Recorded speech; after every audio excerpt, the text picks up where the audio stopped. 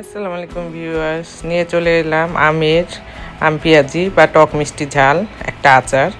তো আম শেষ হওয়ার আগেই বা আম ফুরিয়ে যাওয়ার আগেই আপনারা ঘরেই তৈরি করে ফেলুন মজাদার এই আচারটি অতি সহজে।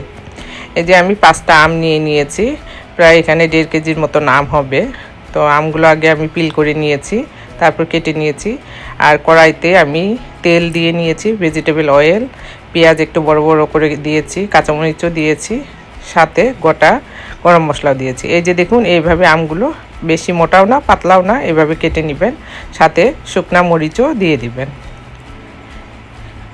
তো এরপরে আমি একটু লবণ দিয়ে দিব, যেহেতু টক মিষ্টি ঝাল বলেছি আচারটা। লবণ দেওয়ার পরে আমি একটু হলুদও অ্যাড করেছি সামান্য পরিমাণের, একটু কালার আসার জন্য। তো নেড়ে চেড়ে 2 কাপের মতো চিনি আমি এখানে অ্যাড করব। তো চিনিটা গলা পর্যন্ত আমরা অপেক্ষা করব।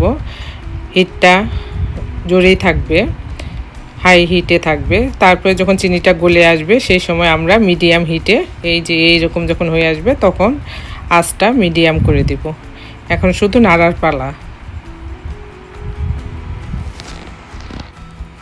এই যে এরকম হয়ে আসবে, কালারটা আস্তে আস্তে চেঞ্জ হয়ে যাবে, একটু ডার্ক ব্রাউন টাইপের হয়ে যাবে। এরকম যখন হয়ে যাবে তখন বুঝবেন যে আচারটা হয়ে গিয়েছে, আর তেলও ছেড়ে দিয়েছে। এই যে দেখুন পাশাপাশি। তো এই তো ভিউয়ার্স, তৈরি করে ফেলুন অতি সহজে মজাদার আমের মুরব্বা, বা আমরা যেটা আমাদের ঠাকুরগাঁও ডিস্ট্রিক্টে বলি আম পেঁয়াজি। অনেক মজা হয়, আপনারা অবশ্যই ট্রাই করে দেখবেন। ততক্ষণ পর্যন্ত আল্লাহ হাফেজ।